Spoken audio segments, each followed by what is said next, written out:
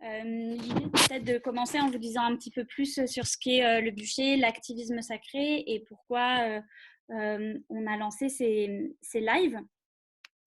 Alors, qui ici ne connaît pas le bûcher? Moi, France Isabelle, hein. Ok, Enfin, je le connais juste parce que je regarde, voilà, vite fait, le site, c'est tout. top. Oui, Alors, pareil pour moi. ok, très bien. Alors du coup, le bûcher, c'est un lieu de rassemblement, de transformation, de création et de destruction des anciens paradigmes. Et c'est un lieu où on ravive le souvenir des relations justes et des connexions à tout ce qui est. Notre constat, c'est qu'en tant qu'individu et en tant que collectif, on ne peut plus vraiment continuer à fonctionner dans une perspective de croissance infinie. D'ailleurs, on vient de nous y mettre un arrêt net. Et dans l'irrespect de nos ressources, que ce soit celles de notre terre, mais aussi nos propres ressources individuelles. Donc au bûcher, on milite pour changer notre relation à l'humain, au vivant et à l'invisible, et à les replacer dans une forme de réciprocité, d'interdépendance et de révérence. Concrètement, on organise des formations en ligne et des retraites pour porter et développer la vision de l'activisme sacré. Et qu'est-ce que c'est que l'activisme sacré? C'est l'idée qu'on peut entrer dans les combats actuels pour le collectif, pour la Terre, avec une forme de révérence, une forme de pratique qui soit plus spirituelle. On a cofondé ce projet avec Claire. Claire a été très longtemps une activiste sociale, puisqu'elle était éducatrice sociale. Et moi, aujourd'hui, je suis très active dans des mouvements plus environnementaux.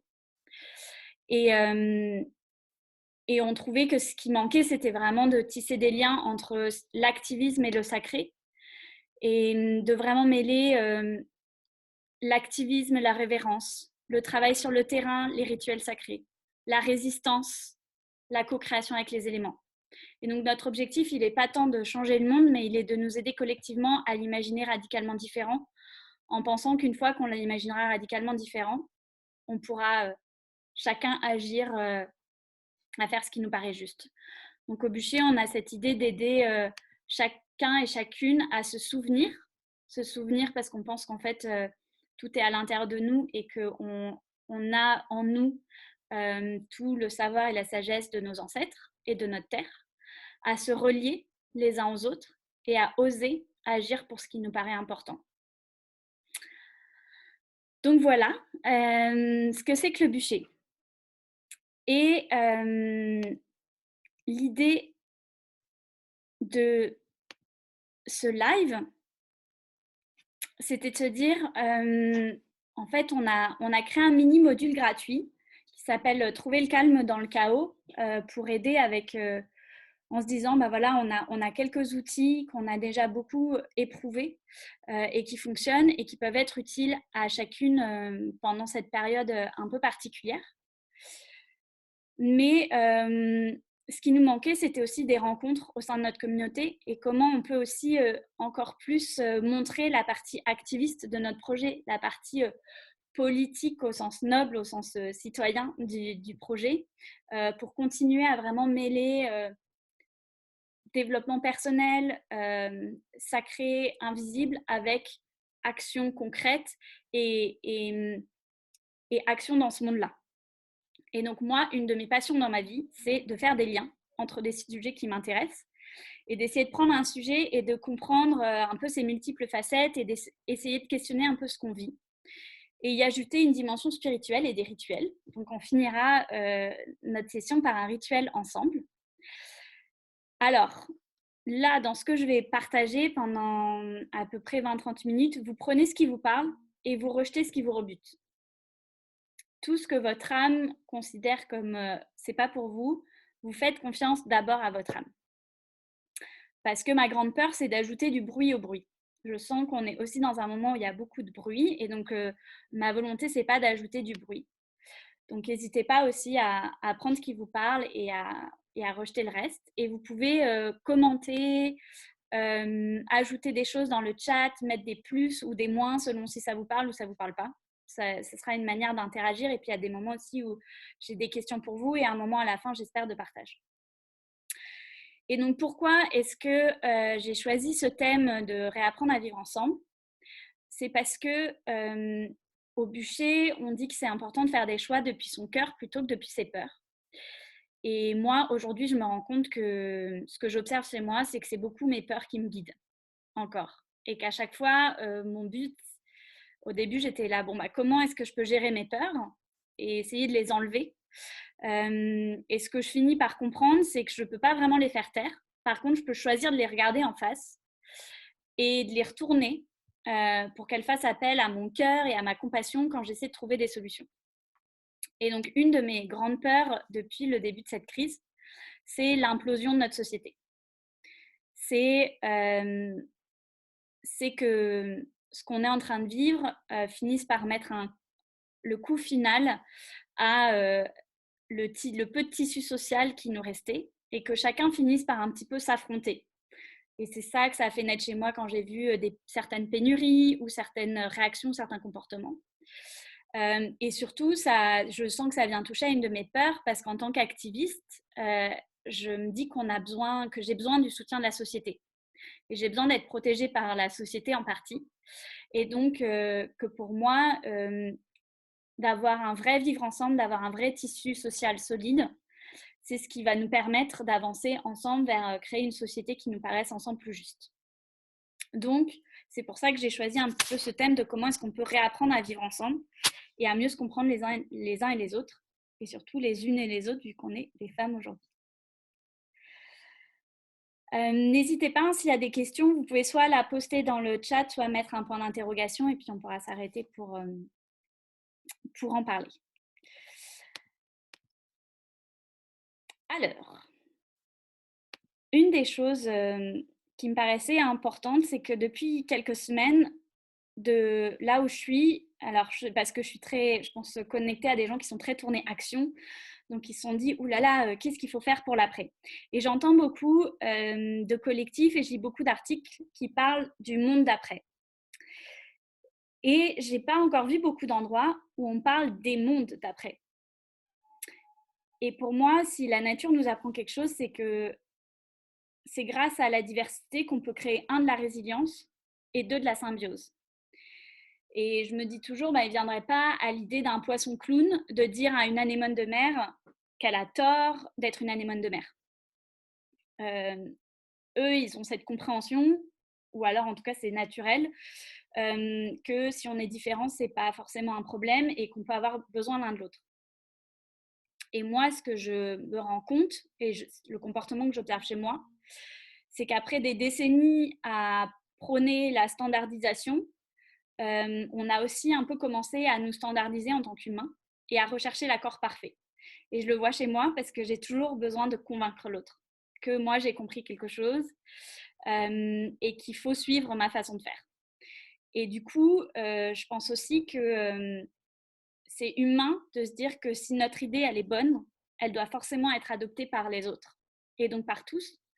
Et ça nous mène à, je pense, un petit peu oublier le principe de coexistence et de comment est-ce qu'on peut avoir des modes différents qui vivent les uns à côté des autres. Comment est-ce qu'on peut penser la convergence dans la diversité, comment on peut recréer des espaces pour la diversité et du coup à terme pour la symbiose. Et du coup, je voulais savoir un petit peu, si on se dit qu'il n'y a pas un monde d'après, mais qu'il y a plein de mondes d'après, à quoi il ressemble votre monde d'après? Si vous pouvez mettre des mots dans la partie conversation de qu'est-ce que vous aimeriez voir dans votre monde d'après.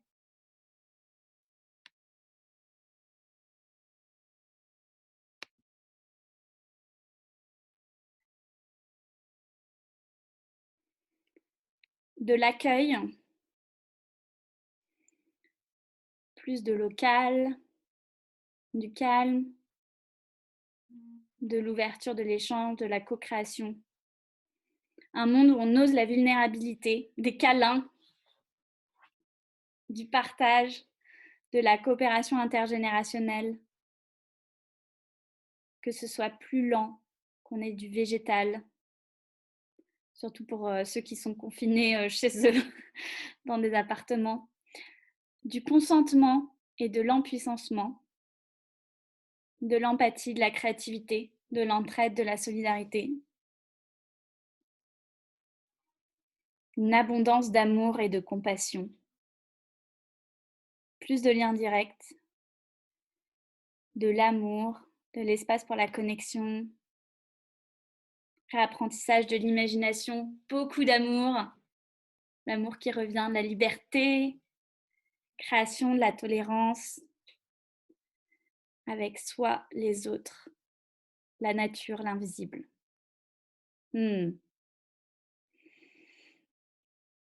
Ok, bah, il me fait bien envie votre monde. Des enfants qu'on écoute, du spirituel, de l'authenticité.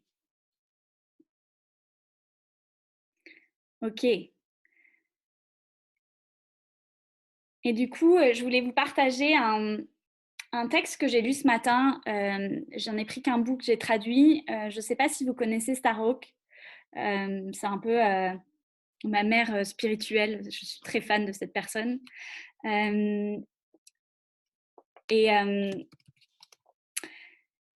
Et elle a fait un post ce matin parce que je pense qu'elle a beaucoup suivi, elle a beaucoup encouragé Bernie Sanders dans le cadre des élections aux États-Unis. Et alors, je vous mets le nom, oui. Star. Et donc, certaines d'entre vous ont peut-être suivi qu'il avait annoncé qu'il arrêtait la course. Donc, il était en lice pour avoir l'investiture démocrate pour les élections présidentielles aux États-Unis et que surtout il encourageait Biden et il encourageait les personnes qui avaient voté pour lui à voter pour Biden. Et elle a fait un long texte qui m'a beaucoup parlé et qui était sur se dire, bon, en fait, je pense que de là où elle est, elle voit des gens qui s'étripent en fait et qui se comprennent plus et qui se disent, c'est pas possible pour moi de soutenir une autre personne. Et j'ai repris un passage qui, je pense, peut nous aider à nous poser un petit peu la question de comment on peut créer cette symbiose et cette diversité. Alors elle dit, laissez-moi reprendre l'un des passages les plus émouvants des discours de campagne de Bernie Sanders. Pouvez-vous regarder autour de vous et remarquer quelqu'un que vous ne connaissez pas? Elle précise, ok, vous ne pouvez pas parce que vous êtes seul en train de faire de la distanciation sociale, mais essayez avec votre imagination. Peut-être quelqu'un qui ne vous ressemble pas trop. Êtes-vous prêt à vous battre aux côtés de cette personne? De l'accueillir comme votre camarade dans ces difficultés que nous vivons? De voir cette personne dans sa totalité, sa complexité humaine, de la même façon que vous aimeriez être accueilli ou vu et vu vous-même? Je ne vous demande pas d'essayer d'être comme Jésus ou Gandhi et d'aimer vos ennemis. Je dis juste que nous pouvons commencer à aimer nos amis, à accueillir nos alliés qui partagent probablement notre tristesse et nos peurs, mais qui arrivent à des conclusions différentes des vôtres à propos de ce qu'il faut faire à ce moment précis ou comment nous devons mener la lutte. Et ce que je trouvais intéressant, c'est cette idée de diversité et de réussir à accueillir l'autre, même quand il n'est pas d'accord ou même quand il ne fait pas la même chose que nous. Et c'est là pour moi que la symbiose fonctionne. C'est dans ces interstices où on se mêle à ceux qui ne nous ressemblent pas. Et c'est quelque chose que je sens chez moi, j'ai encore beaucoup de mal à faire, mais j'avais un ami que j'ai interviewé qui est maraîcher au château de Chambord et que j'ai interviewé pour une des formations du bûcher, qui me disait que lui, il est extrêmement inspiré par les clairières, parce que les clairières, c'est entre deux écosystèmes. C'est en fait la lisière de la clairière entre la forêt et la clairière et la plaine. Et il dit en fait, c'est là qu'il y a le plus de diversité, c'est là qu'il y a le plus de beauté, parce qu'à la fois, il y a tout ce qui vit dans la forêt, il y a tout ce qui vit dans la plaine, et il y a cet endroit où il y a des espèces qui sont propres à la lisière. Et qu'en fait, c'est là que se crée en fait la nouveauté, c'est parce qu'on a des mondes qui se rencontrent. Donc la question, c'est comment est-ce qu'on crée ces endroits où on se rencontre? Et alors moi, je ne sais pas comment vous vivez la distanciation sociale, mais moi, c'est quelque chose qui me fait extrêmement peur. Parce que je me dis comment est-ce qu'on peut apprendre à se connaître davantage et à se comprendre quand on est tous séparés. Alors, je prie fort pour ça et je pense qu'on ne va pas rester en distanciation sociale toute notre vie. Mais je me dis aussi qu'il faut faire attention parce qu'on était déjà sur un chemin de la distanciation sociale et de la médiation de nos rapports sociaux par le numérique. Et on y participe avec le bûcher puisqu'on fait des formations en ligne. Mais partout, on voit qu'on remplace les caissières par des machines, qu'on commence à faire l'école à distance, qu'on regarde le sport en ligne plutôt que d'y jouer, qu'on se joint, on se joint sur Skype à l'autre bout du monde alors qu'on ne connaît pas forcément ses voisins. En tout cas, c'est mon cas. Et du coup, je me dis comment est-ce qu'on peut être conscient des choix qu'on fait et de la raison pour laquelle on les fait pour éviter d'institutionnaliser cette distanciation sociale et de réorganiser toute notre société autour d'elle en se disant bah, finalement, on a vécu 2 mois comme ça allait, ça s'est bien passé, on a appris plein de nouvelles choses et on peut faire différemment. Et surtout, en fait, comment est-ce qu'on ne remplace pas tous nos rapports par l'intermédiation d'un outil numérique, sachant qu'on sait que ces outils-là, ils nous gardent un petit peu dans nos bulles, que ce soit Facebook. Moi, quand je vais sur Facebook, je me dis mais on est tous d'accord, allons-y ensemble. Et en fait, je finis par me rendre compte que bah, c'est juste que je pense que je suis nourrie d'un écosystème de gens qui me ressemblent. Donc forcément, au bout d'un moment, on a l'impression d'avoir la vérité. Qu'on sait aussi que c'est des outils qui peuvent à terme contrôler nos conversations et décider de ce qu'on a le droit de dire et de ce qu'on n'a plus le droit de dire.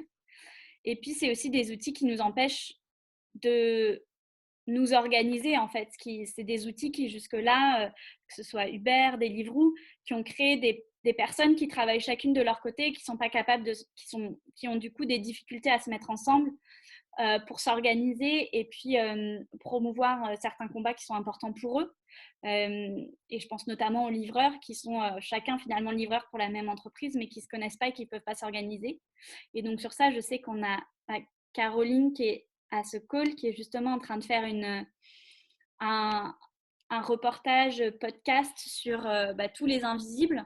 Et je trouve que s'il y a quelque chose qu'on voit dans ces métiers-là, c'est que du coup, ces outils numériques, c'est aussi une forme de séparation, en fait. Ça nous permet de nous connecter.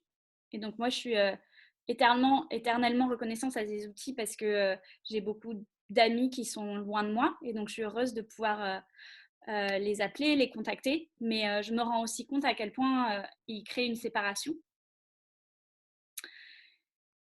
Et donc ça, c'est une des choses où je me dis comment est-ce qu'on peut être attentif à ça, à la place que prennent ces outils-là dans notre monde. Et ça me pose aussi la question par rapport au bûcher. On se dit pour l'instant, c'est un lieu en ligne et on sait qu'il y a ce besoin-là. Et comment est-ce qu'on ne se laisse pas emporter là-dedans? Et puis le deuxième aspect pour moi qui est dans la distanciation sociale, auquel j'ai envie de rester éveillée, c'est que il n'y a pas que les outils numériques qui nous distancient. Moi, je le vois chez moi, j'ai aussi parfois cette incapacité à aller vers celui qui est différent de moi. Et j'ai aussi la sensation que, et je le vois là en ce moment, c'est en même temps, je me dis, j'ai envie de garder mes distances avec les personnes pour les protéger, parce que je ne sais pas si moi-même je porte le virus, mais je sens aussi qu'en moi, il y a cette peur que cette personne-là soit aussi porteur du virus. Et donc, comment l'autre devient dangereux aussi, d'une certaine façon. Et alors, je me dis, bon, bah ok, c'est le temps d'un virus. Ma question, c'est comment est-ce que ça peut changer nos comportements sociaux dans un monde dans lequel on a déjà l'habitude de se distancer les uns des autres? Et comment ne pas emporter ça plus loin que cette crise sanitaire, où ça deviendrait finalement normal d'avoir peur de l'autre, de vouloir contrôler l'autre avant qu'il rentre en contact avec nous.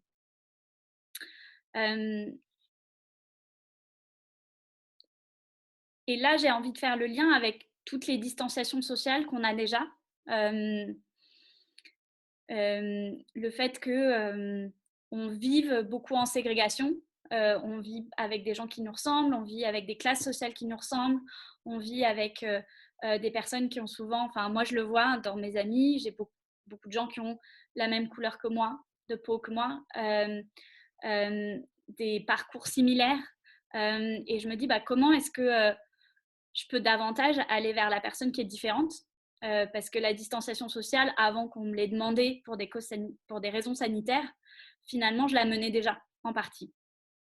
Alors, pas physiquement tous les jours, mais en tout cas, il y a des gens qui, je pense, sont très loin de moi, auxquels je ne vais pas forcément m'intéresser.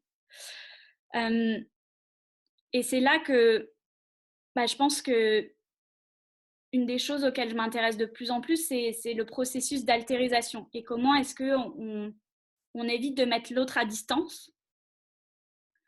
Et ce processus-là, je le vois en moi et je le vois aussi dans la société. Et je me dis, plus je vais le comprendre et plus je vais pouvoir lutter contre. Parce qu'en fait, avec l'altérisation, il vient aussi, ça va un peu de pair avec le besoin de sacrifier quelque chose.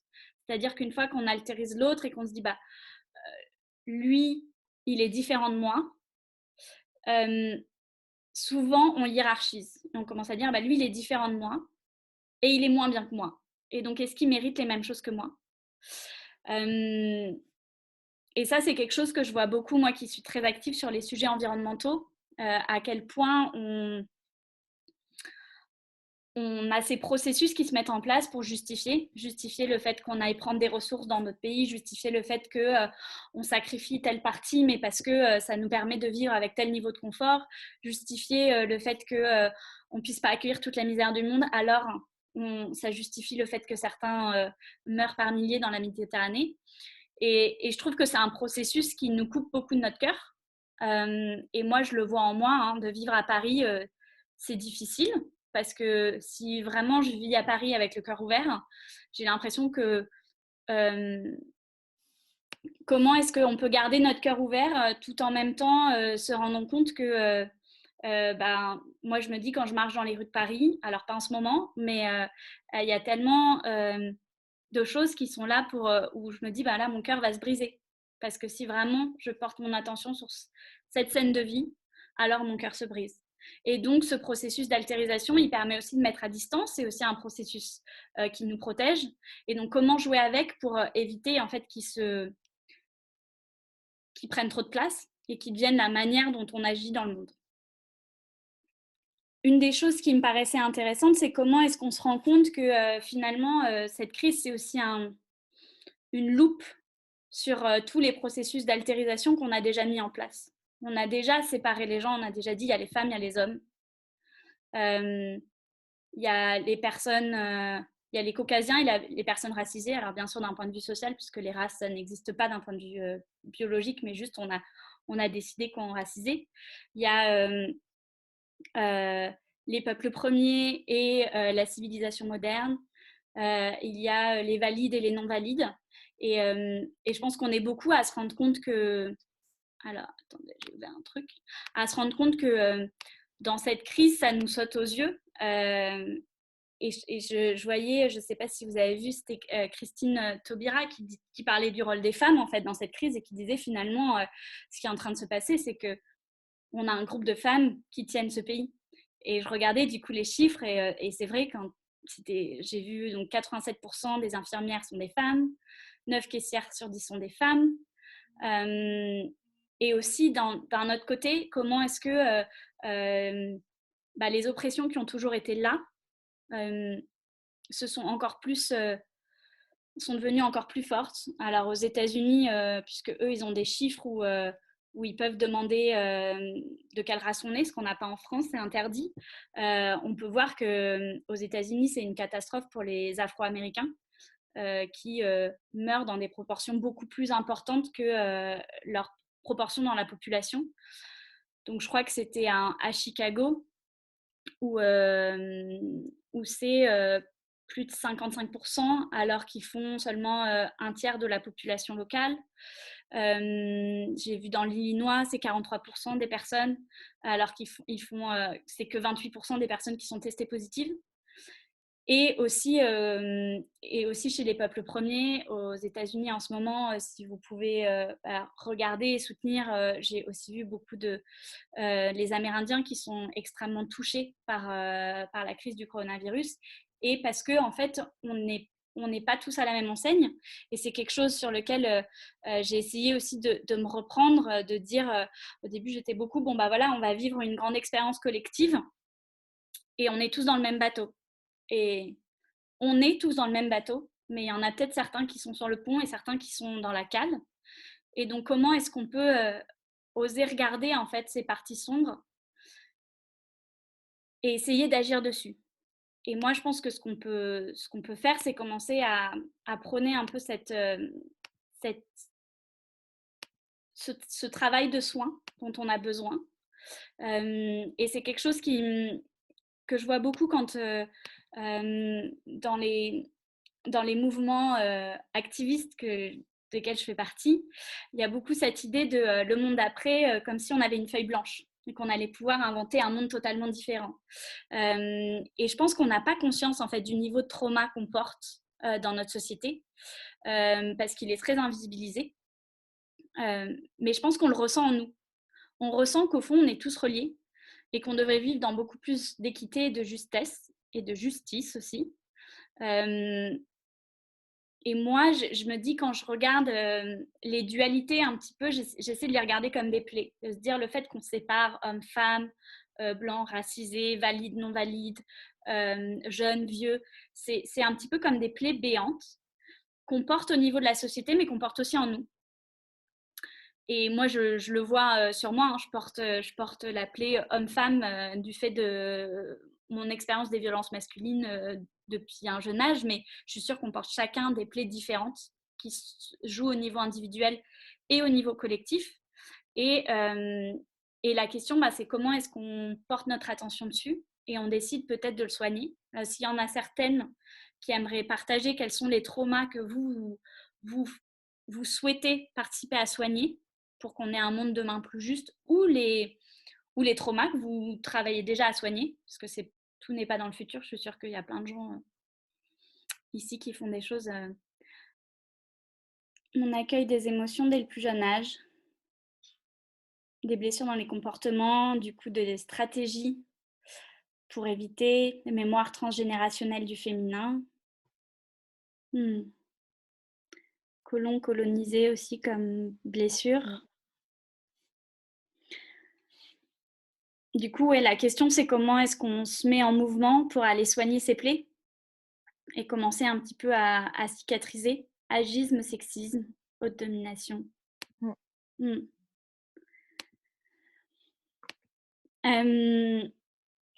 quand je me dis, comment est-ce que je peux commencer à aller soigner ces choses-là, une des choses qui m'est venue, c'est la manière dont on prend des décisions collectivement. Et de se dire, le but, c'est pas tant de créer un monde sur une feuille blanche. Je pense même que ça peut être dangereux. Penser ça, il y a une forme d'idéologie un petit peu. Mais le monde de demain, je me dis, on peut le créer à partir du soin qu'on va porter à nos blessures. Et dès qu'on commencera à soigner, la suite se mettra en place d'elle-même. Est-ce que le but, c'est de penser le monde de demain, ou est-ce que le but, c'est de soigner ce qui est là? Et ensuite, on sera peut-être même surpris par ce qui va naître.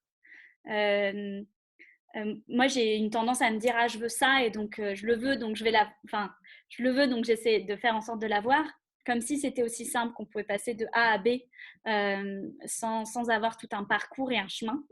Et je pense souvent à un sol pollué. Quand on a un sol pollué, on n'essaie pas à tout prix de mettre des plantes dessus et à les faire pousser. On va soigner le sol, et de là, les plantes vont sûrement repousser par elles-mêmes. Et donc, je me dis, dans la manière dont on prend les décisions, et j'ai beaucoup travaillé avant sur la gouvernance et les gouvernances partagées, et comment est-ce qu'on crée des manières de prendre des décisions plus collectives qui permettent de prendre des meilleures décisions. Et je me dis qu'aujourd'hui, on a peut-être, au-delà d'une gouvernance partagée, on a besoin d'une gouvernance régénératrice, c'est-à-dire de se dire, le but, c'est plus seulement de prendre des bonnes décisions. Ça, c'est important, c'est peut-être le minimum nécessaire. Le but, c'est de prendre des bonnes décisions et en même temps, de soigner d'anciennes mauvaises décisions. Alors, il y a un côté injuste. C'est comme quand on est un prof, on hérite d'une classe qui a eu une expérience traumatisante avec une professeure avant, et on se dit, ouais, mais du coup, c'est pas ma faute. Ouais, c'est pas notre faute. Ou c'est pas complètement notre faute. Mais comment est-ce qu'on accepte qu'on va devoir aller soigner des choses qu'on n'a peut-être pas fait nous-mêmes et une situation dont on hérite? Et je le vois beaucoup en ce moment avec, dans mes discussions avec certains hommes qui disent oui mais moi j'ai pas été comme ça, je dis bah oui mais en fait il y a peut-être beaucoup de femmes qui ont été traumatisées par des hommes et du coup malheureusement tu hérites de certaines choses. Et Caro qui demande mais une mauvaise décision, est-ce que c'est pas subjectif? En effet c'est peut-être pas le mot mauvaise décision, mais c'est plutôt une décision qui a créé de la peine ou de la douleur ou en tout cas où il y a quelque chose à soigner. Je sais pas si ça répond et du coup en effet il y a quelque chose de subjectif dans le sens où il y a des choses qui vont faire du mal et on ne comprendra pas forcément pourquoi. La question, c'est est-ce que le but, c'est à tout prix de comprendre pourquoi ou d'essayer de se dire bah, l'important, c'est avant tout de le soigner et de là, on aura peut-être quelque chose de nouveau qui va pouvoir naître. Et du coup, pour qu'on puisse passer à notre petit rituel, libérer et transmuter, ouais. Je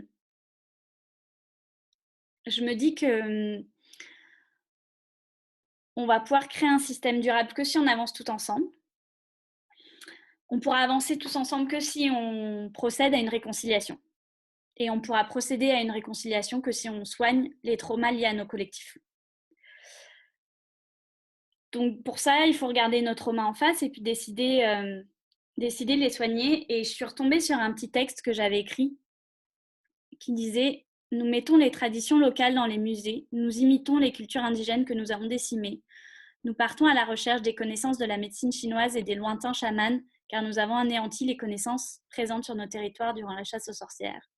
Encore une fois, nous pensions que la médecine moderne ne pouvait pas coexister avec les médecines des guérisseuses. Nous pensions que les femmes fortes ne pouvaient pas coexister avec des hommes forts. Nous pensions que nous ne pouvions pas coexister, alors même que nous ne pouvons pas vivre l'un sans l'autre. Aujourd'hui, il s'agit, au lieu de coexister, de tisser les liens qui vont nous permettre d'apprendre à vivre ensemble, dans le respect et la curiosité pour l'autre, dans la justice et le partage, dans la joie et dans l'amour. Au même moment où le vivre ensemble semble ne plus avoir beaucoup de signification. C'est peut-être le moment de lui redonner toute sa puissance. Devenons des tisserands et des tisserandes. Et j'ai pris cette photo parce que c'est une photo qui a été qui est d'une des batailles qui est en train de se tenir actuellement des Wet'suwet'en, qui est un peuple du Canada, un peuple premier du Canada, et qui se bat pour son territoire sur lequel doit passer une pipeline. Et en fait, je trouvais ça... oui, je pourrais vous le partager, bah, je vais vous le mettre là. Je trouvais ça, je me suis dit, bah, c'est marrant parce qu'en fait, nous, ce qui nous inspire au bûcher, c'est vraiment beaucoup de ces batailles-là, que ce soit Standing Rock, qui sont un petit peu des manières de lutter différentes. Et je trouvais ça hyper intéressant parce que du coup, sur la route qu'ils ont bloquée, ils ont mis le mot réconciliation pour que ce soit aux forces de l'ordre canadienne de briser le mot s'ils veulent passer. Et de dire, en fait, c'est vous qui décidez qu'on ne peut pas avoir de réconciliation entre vous, les colons, et nous, le peuple premier. Et c'est pour moi toute la puissance du rituel, et c'est pour ça que j'aimerais bien qu'on finisse par un petit rituel ensemble, c'est de se dire, le rituel, c'est pas quelque chose de... C'est pas... moi, au début, quand j'ai fait mes premiers pas un peu dans la magie, je me disais, ah, il faut que j'ai des plumes, et puis il faut que ce soit dans le noir, et il faut que je sois dans la forêt. Et en fait, de comprendre que le rituel, c'est juste le fait de faire quelque chose avec intention et avec symbolisme. Et de se dire que si on y met l'énergie, si on y met l'intention, alors on soigne quelque chose quelque part et on amène une médecine. Et donc finalement, n'importe qui peut inventer des rituels. Se faire couler un bain avec l'intention de se relaxer, c'est un rituel. Et moi, l'idée, c'était de se dire bah, comment est-ce qu'on peut... alors, je vais arrêter de partager mon écran.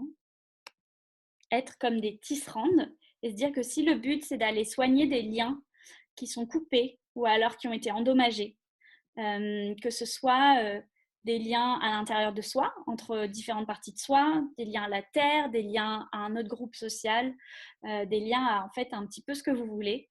Comment est-ce qu'on peut réapprendre à tisser? Et je pense qu'on est dans une période où particulièrement on a besoin des tisserands et des tisserandes. Et comment est-ce qu'on peut tisser cette réconciliation?